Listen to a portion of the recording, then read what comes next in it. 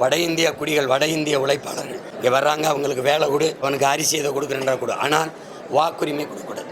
எங்களுடைய நிலைப்பாடு, ஒருவேளை நான் அதிகாரத்துக்கு வந்தேன்னா அந்த வாக்குரிமையை நீக்குவேன், ரத்து பண்ணுவேன், கொடுக்க மாட்டேன். என்ன, நீ வேலை செய், தேர்தலில் அங்கே போய் ஓட்டு போட்டுவான், பீகார் அங்கே போடு, குஜராத்தை அங்கே போடு, உத்தரப்பிரதேசமாக அங்கே போய் போட்டுவான். இங்கே நீ வந்தீங்கன்னா 1.25 கோடி இருக்கான், 1.25 கோடிக்கு நான் கொடுத்துட்டேன்னா அங்கே கவுண்டர் வன்னியர் பெரிய தேசிய இனம், பெருத்த தமிழ் சமூகத்தில் பெருத்த இனம் 1.5 கோடி, 1 கோடி, முக்குளத்தூர் 1 கோடி, 1.5 கோடி இப்படி இருக்கோம்னா நாங்கள் ஒன்றா இல்லை, மொத்த வன்னியனும் ஒன்றா இல்லை, மொத்த கவுண்டனும் ஒன்றா இல்லை, மொத்த தேவரும் ஒன்றா இல்லை.